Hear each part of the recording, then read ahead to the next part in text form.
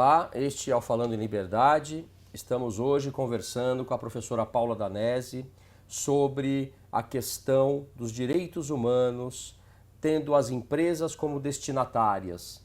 Portanto, um tema altamente relevante, atual, e do qual o mundo empreendedor, o mundo corporativo não pode mais se afastar. E a partir da nossa última reflexão, eu pergunto à professora Paula, porque mencionamos aqui a importância dos profissionais do direito em dominar o direito internacional. Exato. Não é mais possível um bom desempenho profissional voltado apenas para o direito pátrio, mesmo que não se lide diretamente com o direito internacional. É isso, né, professora Paula? Exatamente. E aí a pergunta que eu tenho aqui é a seguinte: por que o advogado deve se preocupar com os tratados internacionais? Eles vigoram em território nacional? Significa reduzir soberania do país? Porque há também esta ideia que se propaga muito por aí. Exatamente. A gente tem ainda como um preconceito em relação ao direito internacional, mas a nossa Constituição de 88 foi brilhante na abertura para o direito internacional, não traz nenhuma mitigação do princípio da soberania, mesmo porque o princípio da não intervenção, a soberania, são princípios do direito internacional público. Então, jamais haveria uma mitigação nesse sentido. A ideia é que eu, como Estado, faço parte de uma comunidade internacional e, sendo membro dessa comunidade internacional, tenho regras a seguir. E uma delas são os tratados de direitos humanos. E o artigo 5º da nossa Constituição, né, no seu parágrafo 3º, teve aquela emenda constitucional maravilhosa que traz a ideia de que os tratados de direitos humanos, uma vez respeitados, né, os 3/5, as 2 casas, etc., ele tem a mesma natureza jurídica que uma emenda constitucional. Isso demonstra a preocupação da nossa Constituição na proteção dos direitos humanos. Então, desde que passe pelo quórum qualificado, exatamente. É isso? Então tem o artigo 5º, parágrafo 3º, que foi uma emenda, né, da 45 de 2004, se não me falha a memória. Não sou muito boa de números, né, pessoal do direito. A emenda 45, isso mesmo, perfeito. O pessoal do direito é meio ruim com números, mas enfim. E aí tem essa mudança. O problema é, eu tive tratados que foram ratificados pelo Brasil antes dessa emenda, né? A própria Convenção Americana de Direitos Humanos é um exemplo, que ela foi ratificada em 92. Perfeito. E aí isso antes. E o STF teve aí teve que interpretar o que eles fariam com os tratados de direitos humanos que não passaram pelo rito do artigo 5º ou foram ratificados antes da emenda constitucional de 45. E aí eles têm caráter de norma supralegal. Então eles não têm a emenda constitucional, mas eles estão como piramidezinha de Kelsen, né? Quem não é do direito, mas enfim, tem uma piramidezinha de Kelsen, só colocar no Google vai aparecer Constituição, e aí vai estar os tratados de direitos humanos. Ou seja, eles realmente têm uma força muito importante no nosso ordenamento jurídico. E hoje, a questão da globalização que você falou, o que acontece em um país, a gente consegue saber na hora. A gente está conectado, interligado, a gente coloca um dado na rede, a gente não tem mais controle de onde que vai, um vídeo, a gente recebe vídeo, por exemplo, da Rússia. Quando isso, há 15 anos atrás, seria possível receber? Então, estamos conectados. Eu não posso mais ignorar essa ordem global e viver num quadrado. O direito não é mais um quadrado, né? O direito ele é aberto. Ele vai receber influências da comunicação. Então, o jornalismo tem uma relação direta. Falo de liberdade de expressão, que é um direito humano. Eu estou falando também de relações internacionais, ou seja, como é que isso vai influenciar no meu comércio. Eu só gosto de tributário. Vai ter que saber, porque eu tenho tratados bilaterais, por exemplo. Então, o direito internacional, ele está cada vez mais no cotidiano do advogado. Perfeito. Mas neste ponto, então, se um tratado internacional de direitos humanos, e são só os de direitos humanos, que podem ocupar uma posição equivalente à de emenda constitucional, exato, atinge este patamar por ter sido aprovado pelo quórum qualificado de 3/5, nas 2 votações em cada casa do Congresso, podemos afirmar que uma lei brasileira deve obedecer não apenas à Constituição, mas também às convenções e tratados internacionais? Com certeza. É o controle de convencionalidade, né? Enquanto eu tenho o controle de constitucionalidade, que é saber se aquela norma ela está ali alinhada com a Constituição Federal, eu tenho que ter normas também alinhadas com o direito internacional, com os tratados de direitos humanos, porque nenhum país, né, segundo a CVDT de 69, a Convenção de Viena sobre Direitos Tratados, nenhum país pode alegar uma norma para descumprir um tratado que ele assumiu. Então, a partir do momento que eu tenho esse compromisso frente à comunidade internacional, eu não posso alegar que uma norma vai fazer com que eu não cumpra. Isso não é, isso seria contra o Pacta Sunt Servanda, também do direito internacional. Tenho todo esse viés, todo esse olhar sobre o direito internacional dos direitos humanos. Uma norma, hoje, ela tem que estar alinhada com a Constituição e alinhada com os tratados. Então, como que eu, por exemplo, se eu sou do Poder Legislativo, vou fazer uma norma, eu não vou só olhar para a Constituição, eu vou ter que olhar para os tratados que o Brasil ratificou. Perfeito. E assim também devem os estados que reconheceram a jurisdição da Corte Interamericana obedecer e cumprir as suas decisões, é isso? Exatamente, sendo o Brasil um deles. Então, a Corte, quando um país aceita a sua jurisdição, se ela tem uma sentença condenatória em relação ao Estado, ele vai ter que assumir aquela responsabilidade. Deixa de ser uma recomendação, como a comissão faz, que ela faz um relatório, mas são recomendações. Perfeito. Ela não tem como obrigar, mas já em relação à sentença da Corte Interamericana, ela tem o caráter vinculante. Tanto é que eu tenho monitoramento dessas próprias sentenças. Inclusive o cumprimento das medidas cautelares. Exatamente. Porque, só para esclarecer o nosso telespectador, a Corte Interamericana de Direitos Humanos também tem a competência para a emissão de medidas cautelares.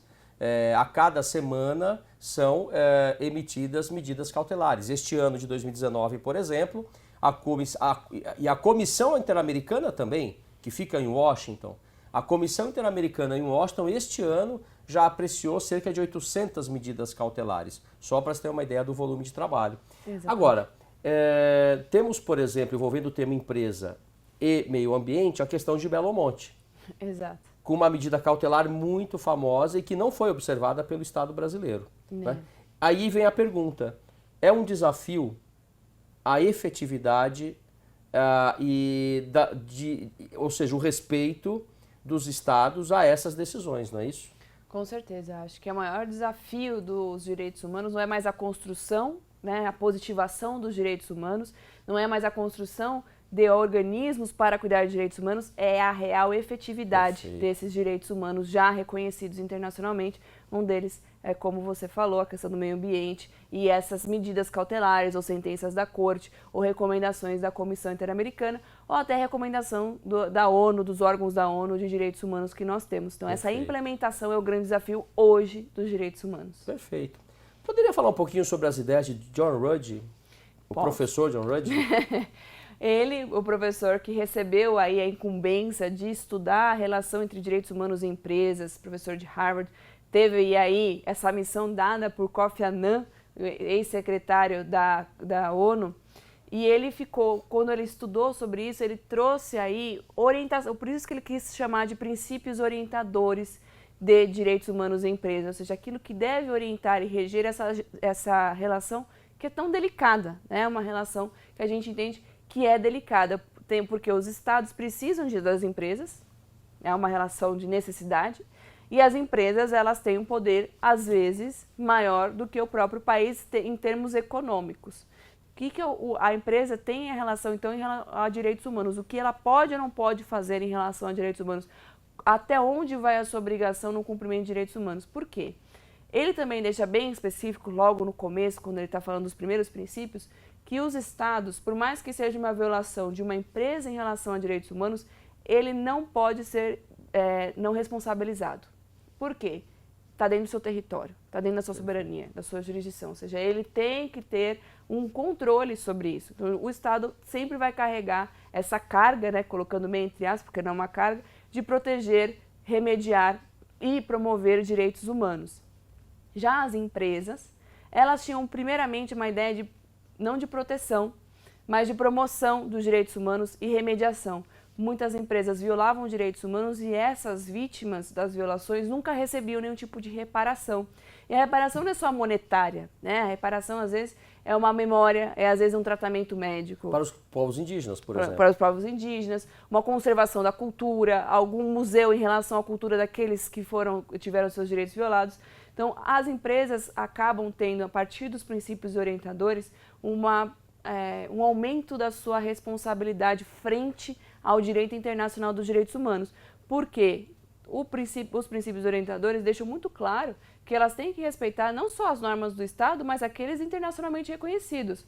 Hoje, no mundo global, nós temos inúmeras empresas multinacionais. Então, se ela vai, o que acontece, às vezes, é que empresas multinacionais de um país desenvolvido vai para um país subdesenvolvido e não respeita a norma, ou sabe que aquele país tem menos direitos reconhecidos e acaba violando direitos que no seu país de origem ela seria condenada. Perfeito. Então, se eu tenho um direito, né, que é um guarda-chuva, que são os direitos internacionalmente reconhecidos, as empresas não mais podem utilizar dessa desculpa, né? Eu estou respeitando o direito desse país. Não, mas você tem uma obrigação internacional. Então, essa foi a motivação também do John Rudge em relação a isso. Excelente.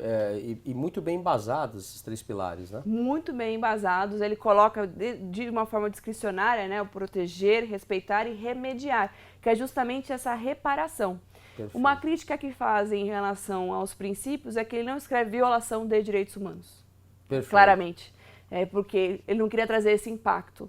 Creio eu que ele pensou em colocar, mas isso traria um impacto negativo para as próprias empresas, porque ninguém gosta da palavra violação de direitos humanos. Perfeito. É algo muito forte, né? Então é um descumprimento das normas de direitos humanos. Na verdade, perfeito, é uma violação. Perfeito, exatamente. E um ponto muito importante, para partirmos para o final da nossa conversa, tão gostosa, né? Sim. Eu gostaria que a professora explicasse um pouco para o telespectador o que é a Agenda 2030 da ONU e qual a importância dela para o futuro.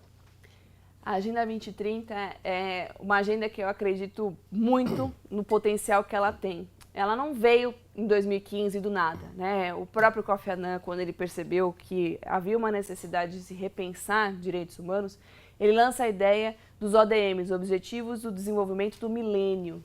Perfeito. Que era até 2015, os países teriam aí alguns objetivos a cumprir em relação ao combate à fome, desnutrição, a questão da pobreza, enfim, eram poucos objetivos, não eram tantos como na Agenda 2030.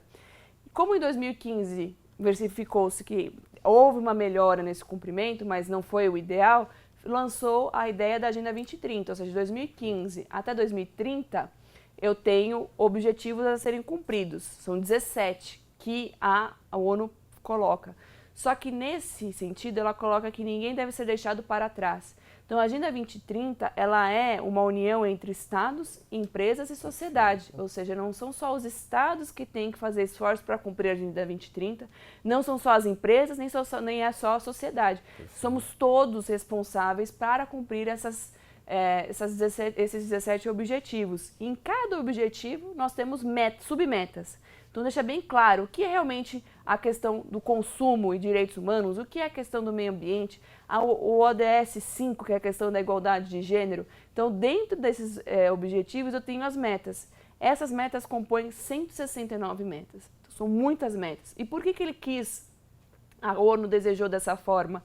Para especificar, falar, olha, igualdade de gênero, o que a gente entende como um objetivo para a igualdade de gênero são cumprir tais e tais metas. Especificou melhor do que era nos ODMs. Então há um avanço nesse sentido. E se a ONU coloca hoje, como ela não tem essa força cogente, né, também continua sendo soft law, não é um tratado como a gente entende, ela coloca também como uma promoção dos direitos humanos. Então a gente vê com muitos fóruns da ONU tratando sobre a Agenda 2030, empresas trabalhando os objetivos da Agenda 2030. Se eu vou falar de consumo, eu estou falando de uma relação sociedade que precisa ser conscientizada, estou falando de empresas e estou falando de um Estado que talvez precise fortalecer a sua legislação em relação a isso. Então a ONU ela foi muito, como é que eu vou dizer?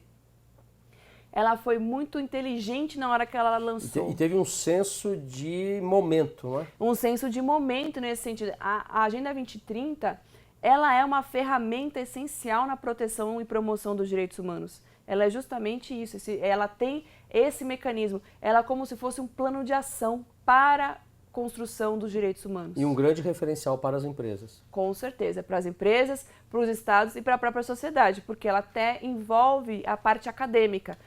Ela quer que as universidades, as escolas estejam envolvidas, né, tragam essa consciência, porque é por meio da educação que a gente consegue ter uma mudança efetiva. Então a ONU traz essa ideia de não deixar ninguém para trás, unindo todos no mesmo objetivo.